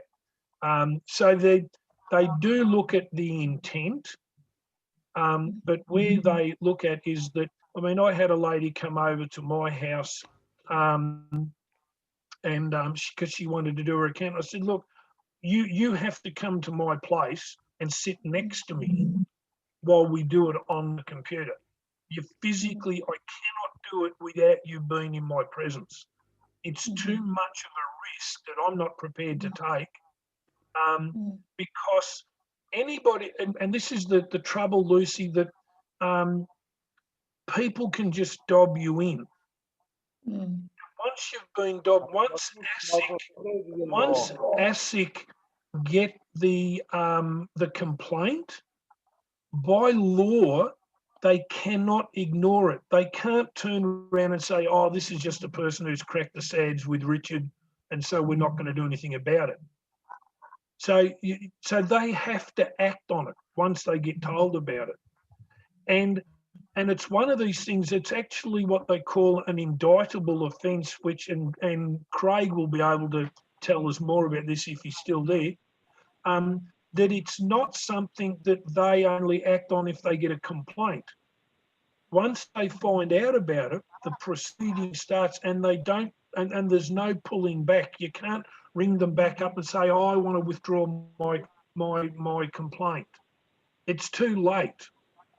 So you just really want to keep it very, very quiet, and just do it really privately, do it super quiet. And this has been recorded, so I'm in a lot of trouble now, but just be smart about it. Don't go putting a post in social media saying, hey, I know how to manage your account, come and talk to me. Just don't do it. And if somebody is doing your account for you, just respect what they're doing for you. If they're doing it for you as a favour, that they're not allowed to charge you for it. And the problem is going to come, Lucy, and I know it for a fact, that somebody is going to do something for someone, and it's not going to be what they're happy. The result won't be a happy result, and that's when the shit will hit the fan. And that's when everybody being friends and we're all great mates, but someone is going to lose 200 crew for someone because they're going to press the wrong button or they're going to do something, and there is just going to be a stink. Or, and this is even worse, someone could have an irritation with the company, but they know that you're managing someone's account, and they just get back at you because they just want to even it up with the company. It's such a terrible thing that once the process starts, they will take it to its natural conclusion. And so the company needs to issue some kind of really formal statement that says, if you guys do this, you are in jeopardy of having your accounts taken off you. It's so serious, because the company, if it's known to ASIC that the company know what's going on and they're doing nothing about it, then they can get into trouble for it. It flows on to them. It's not just the fact that I'm doing it, but I'm doing it and the company know I'm doing it, and they've done nothing to stop me. They then can also get into trouble for that. And it's huge when it gets into corporate fines. Thank you for this warning. Guys, look, just want to add that if you live in Australia, my son has been helping. He's actually an accountant and he works for an accounting firm, and he has been taking the odd call from serious people. So if you are serious and you are looking for that sort of person in that crypto space, get in touch with me. But you have to live in Australia to be able to have that access. Like he can't help you if you're overseas. So that's what's that for, hon? But you will be charged for it because he works for a company and they will charge for it. So don't just ring expecting free advice, because they can't legally give you that. It's got to be a fee for service type thing. So the next hand we've got is Pamela. Pamela Ann. Pamela Ann. Pamela Ann. You want to just unmute yourself so you can ask your question? She disappeared. No. I think she left. I can see she's unmuted. Yeah, hey Nathan, 2 months. We're stuck with the seed phrase being the way it is for 2 months. It's not going to be changed in under 2 months.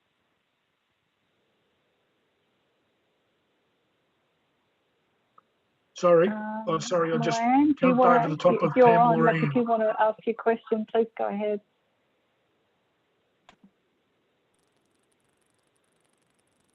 No?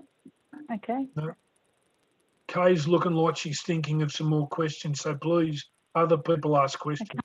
We can't hear you, Pamela Ann. So if you're, if you want to put it in the chat, I can read it out for you. No. Okay, we'll go into the next one. Okay, would you like to? She just did that, just upset I me. did. Okay. I'm actually trying to figure out how to. I just saw that I could change USDU to USD, but I think it's it looks like it's not much. It's not moving at all. Hello. Yeah. Oh. So okay. I probably won't be able to undo it, can I? I've got to wait until it goes through. Yes. Yeah. No, you have to wait. I think the exchange is really getting a bit of a makeover until I think is it 10 o'clock on the 25th Moscow time. Oh. So I wouldn't be expecting to get a great deal of value out of the exchange until then. Oh, okay. So there's a bit of work to do. Yes. On it. Yeah, there they are. So it's just got to sit and wait, because I just put through a buy from USDU to USD. Okay. Well, monitor it, watch it. Just keep your eye on it. But they're definitely working on a lot of little things that are niggling them. Can you guys hear me now? Yes, yeah, we can. Okay, I'm not sure what I did or what I didn't do, but I did something. Anyway, I just had a look at the exchange, and I just heard that you said, Richard, that they were changing a couple of things on the exchange. The big 58 cents that you can exchange of Ethereum, mind-boggling. That's your maximum for the month, 58 cents of Ethereum. Is it? $8.50. $8.50. Yeah, it's absolutely incredible. I had a look at it and was just, I haven't heard that one. 58 cents. $8.76 is your monthly limit. You sure? Yes. I mean, I'm not, no, if you, your withdrawals. No, I mean, it sounds a bizarre number. That's all. Yeah. EOS is a maximum of $239. Ethereum is 58 cents. Bitcoin is $1,000. I mean, the other units you're only going back and forth from our wallets anyway. Mm. So I just found that the 58 cents was a bit mind-boggling. Does That's anyone per else here know about transaction. that? Sorry? Does anybody else here know about that? Like, it's in your it's in the exchange under fees and limits. Yeah, I'm just looking at them. And I'm just looking at rates on the withdrawal. It's not under this section here. Can you see my screen now? Hang on a sec. Hang on a sec. No, it's not that. My Okay. screen's completely different. I'd show you my screen. I don't know if I'm allowed to though. Am I? We'd have to hand it to you to do that. Yeah. Anyway, if don't do that. if you go onto your balances in the exchange, and then you've got your headings, balances and deposits, trading history. You go to balance and deposits, and you go to withdrawal. It'll have a part where it's in blue saying maximum, your daily limits. Yeah. And then it brings up this fees and limits. So it's 2.99% commission, and the transaction limits per transaction limit. So if you wanted to send Ethereum, which most people do because it's usually quite quick and it's not as volatile as Bitcoin, is 58 cents. That's the maximum. I tried it with EOS today, just bouncing out some UNTB, and it actually held 2 of my transactions back. And it's a minimum of 12 EOS, 11.97 that you can actually bounce out to your wallet, whether it be CoinJar, CoinSpot, or whatever. And I'm still waiting that's still pending as well. So, yeah, it's just a bit strange, really. Yes, Yeah. it is there. I agree. I think that's definitely, I might actually raise that with Maria in the testing group and ask her what is that about. I'll see if I can get an answer. Well, thanks for that. But yeah, we'll follow that through, and we'll post the result. We'll post the result in the education group. But that's just bizarre. Yeah. Thanks, guys. And you're doing a wonderful job. Comment from. Thank you, Michelle and Richard. You're wonderful. Thank you. It's so much easier to understand. Thank you. I've just got a message from Tracy in the chat. She said, I have transferred ETH higher than those limits. So that's an interesting comment. So maybe it just happened. Anyway, we'll investigate. I'll ask Maria in the testers group and see if she will answer that question for us. All right. So, yeah, mate. Sure. Go. You're on, Shafak. Go, mate. You have to unmute yourself. You want me to ask? Yep, yeah, you've got your hand up. Okay. See, the stuff is, I just want to know, like say for this inventory staking, which is 8%, like say talk about, the very first 4% payout, if we like say stake on 25th of March, that's tomorrow, it'll be in April, May, June 25th, or the first payout will be on July 25th? We'll go to March, to April, May, June. No, the 26th of March to April, May, June should be your payout date. No, I don't think so, because I think 3 months is been the lock-in period. Then from 3 months, the payout will start. So it will start from 25th of July, I think. You need to recheck it. Okay. Well, that's a real simple one. I know who to ask that question. Let me just write that one down. 3 months. Okay. I will post that also in the group. I'll get that answer tonight.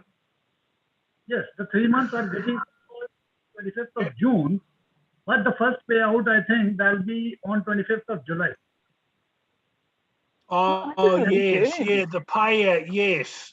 The payout will be, probably could be on the 1st of July, that it accumulates what comes in on that month. See, it's not, everybody's going to have their own date from when they take the Eventi staking. It's not all one date. So they usually will do that at the end of each month, whatever's come through. Okay, no, rather than guess, let me ask that question. I'll get that answer. Initially, when I see it was mentioned over there, like say the payouts, that was given in Yeah, no, to I give me the understand. I understand your question, and I know exactly what question to ask. yes. Yeah, we'll find that out for you. Yep. All right. We'll I've post got that in that the one. Telegram group as we Yep. do. Oh, Sue, I can see your hand up. Go for it, Sue. We're learning. Yes, we're learning. Dividends. Have anybody heard anything about dividends at this point? no, that's a. I think that's a touchy. No, they shouldn't say that. That's not a touchy subject. They're just. They will come when they meet the criteria that dividends are paid on. Which is, the percentages have to be there. But right now, if you look at all of the things that the company is doing, apart from that thing that young Harun runs, there really isn't anything else producing a lot of profit money. Like if you when we went through that thing that the Italian crew people did, where they got all of those people to come on and talk about their little sections. There's a lot of things that we're doing that we're going to be in a building cycle still for another 3 years. We're not going to get $1 from any of these things. There's some of these, like the gold and even the diamond production, even the basalt. One plant in Poland, even if it starts producing basalt, isn't going to produce enough basalt to produce a significant dividend. So, we're still probably looking at a couple of years away from getting significant dividends. But Andre did say that, they'd be looking at 3 months to start off with. But it is important for the company to start paying a dividend if they're going to attract people to buy World Crew. They've got themselves in a situation where they actually need to start declaring a dividend to spike the interest in people looking at World Crew as an option to buy. So, if the World Crew went on sale on the 1st of February, that gives you February to March, April, May. You could be getting a payout in June for the first dividend, which is, Thanks, hopefully Richard. will. Anything else? Is there anybody else that has any questions? I know there was a lot of stuff in the chat, and I know I've missed them. So if anybody wants to post their question in the chat, I'm happy to read it out if you haven't got a mic. Sorry if I missed your question. You had a lot of people with hands up tonight. And somebody asked the question, this will be probably posted tomorrow sometime, Michelle, this webinar? Yeah.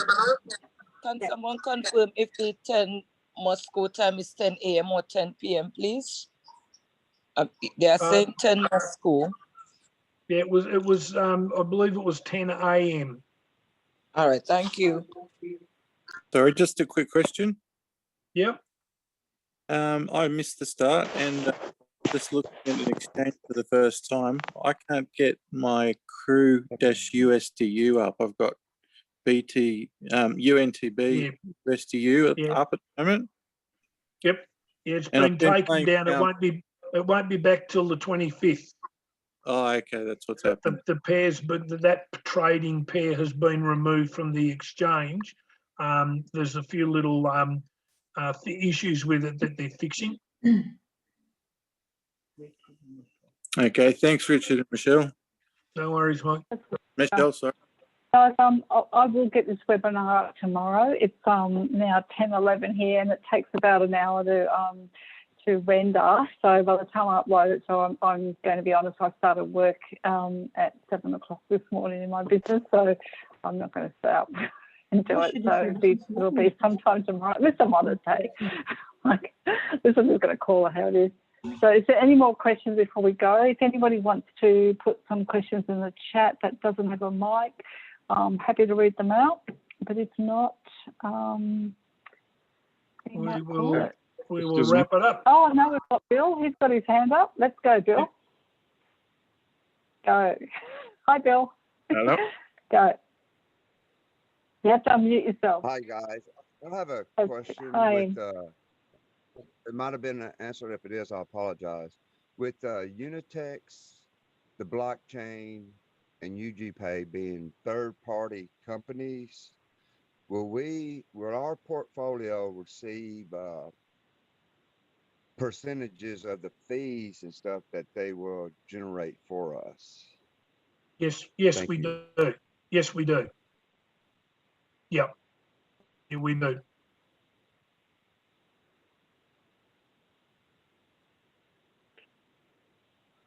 Okay. Anybody else?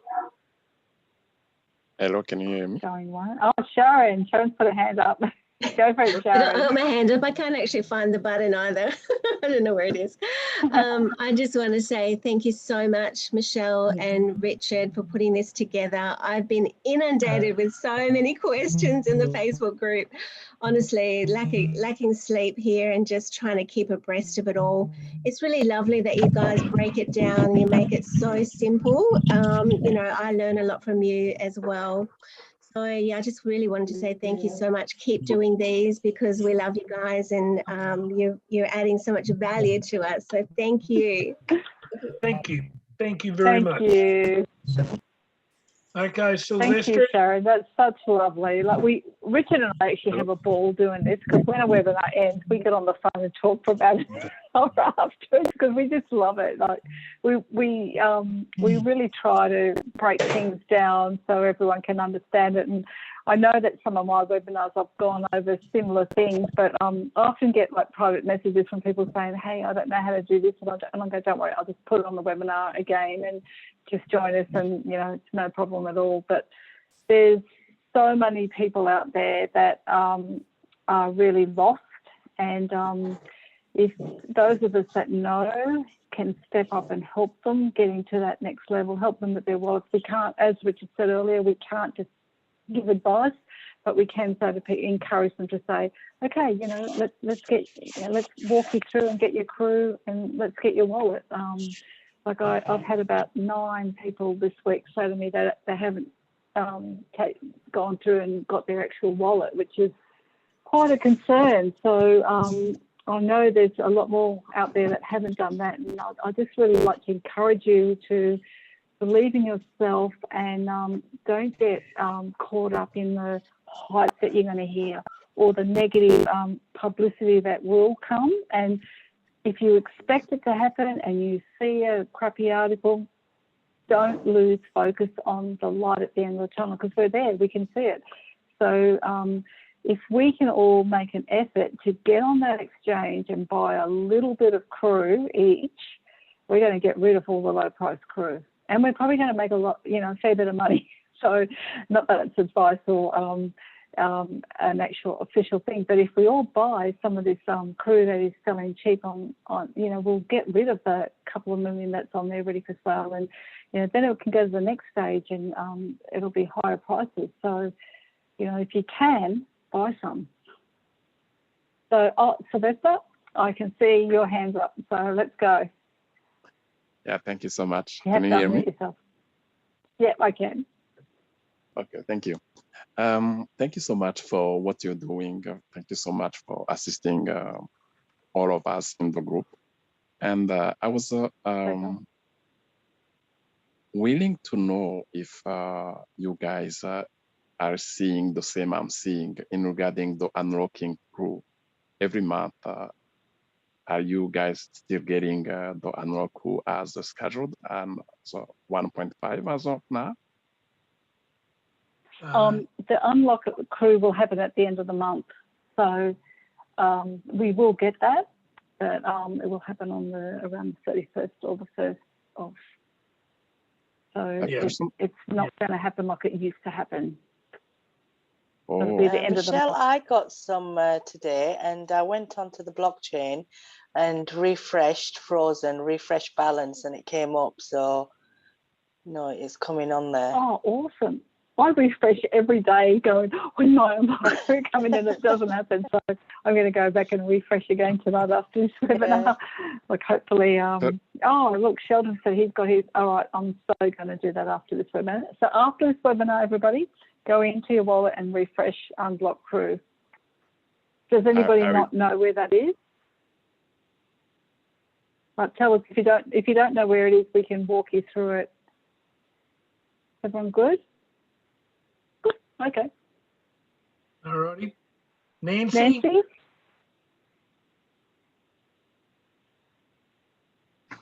Hi, do you hear me? Yes. Yes, we can. Okay. I still have a question about staking for RAM, CPU, and net. I don't really understand what happens with the numbers in the dial buttons. When you stake for UNTB, they go down instead of up. I don't understand that. Can you explain it a little bit more, please? No, because I don't. I'm going to have to. No, I can't. It doesn't seem to be the logical way that I thought it was going to work. And when I did it and watched it, I said, "Hang on, that's not what I was expecting." So I'm actually doing a little course on it at the moment, and I haven't got that far. I only delivered what I'd learned so far, but once I get to know that next bit, I haven't got that far yet. But I will post in the group all seriousness as soon as I know how those dials work, and I don't because I'm nearly there, but I just ran out of time to do that part of the lesson. But as soon as I know, I will let everybody know what I understand it means. Well, hurry up, Richard. Yeah, We're all Nancy, I've been waiting on looking you. at that too, and I'm finding it really difficult to work out too, because there's no logic to it. Like I'll put more staking in, and then it will drop, and then it goes up, and I'm thinking, how does that work? You know, so yeah, I'm exactly in the same boat as Richard. I'm trying to work out exactly how it works because I like to know the detail, and unfortunately, I just can't work it out. But I think I might have to do the same course Richard is doing. Yeah, that's right. Okay, thank you. Thank you. We'll have the answer before the end of the week. Okay, great. Thank you. All right. Hey, Michelle and Richard. Yeah, mate. Hey, Tony. Real quick, has anyone heard how we're going to get our new people that don't have a crew tab onto the blockchain? They've gone into UGPay and they bought W Crew. I bought W Crew, but I'm more concerned about new people that don't have a crew tab. How do we get them a blockchain wallet? Has anyone heard? I've read that they've got to register under Evo Rich, like the tag. They did. Yeah, they did. Sharon might know more about that, but it's not ready yet. Is the short answer. So okay. it's coming. No, that's it's fair. coming. That's fair. Yep. That's fair. Thank you, Sharon. You're welcome. Thank you, Richard and Michelle. Thank you. a pleasure. All right. Anybody else? It's coming up to about 10:30, so we might wrap Yeah, this we're gonna call it. One And last one. we'll get this Hang on. Yep. there. Someone had who was that? Yeah, you'll hate me. Yep. No, John, go. What did the what was the price when it closed? Because I hadn't seen what the price has been recently. Okay, crew closed. The last one I saw was 13 cents. 13 cents. Yeah, I saw 13. Okay, no worries. And they're not going to put it back on at a certain price, are they? It's just going to be a market price now. Yeah, they've got the limiter has been set aside. There was too many people ripping too many people off. So it's unfortunate circumstance that you have something that could, if it's used properly, benefit everybody, but some people see a way of, just hurting people with it, and they've hurt too many people. So we had to get rid of it. Yeah. Okay. So hopefully things will pick up soon. Well, I think I think what Michelle said is the answer is that if you want to clear it out, if a few of us just get in and you know, you don't have to buy, you know, no one's saying that everybody has to do it, but we just got to clear out those smaller amounts. It's really, really sad that people can't see the tradable value of crew compared to, like, if you buy World Crew and you can't trade it, you can't trade it, but you can buy crew and you can trade it, and for the next 12 months, it's 1-to-1 World Crew, but you can trade it in the meantime. And that's, if people could actually understand how much money you can make trading, they just would not, you know, that you just wouldn't be selling it for that price. It's so sad to see it, but hey, good luck to those that are cleaning up. Yep. You didn't force it on someone to do it. If their lack of it must be painfully hard for Andre to have been pushing out, educating for the last 2 years, to see it just going to waste. He must go to bed and just throw his hands up in the air sometimes, you know. Like, see, a desperate person, this is Richard's theory again, a desperate person who really needs money, if something's valued at 40 cents, you might sell it for 35, you know, 34, because you really need money. But it's just plain dumb to sell it for 15 cents or for 18 cents. It's just, that's not desperate, that's just dumb.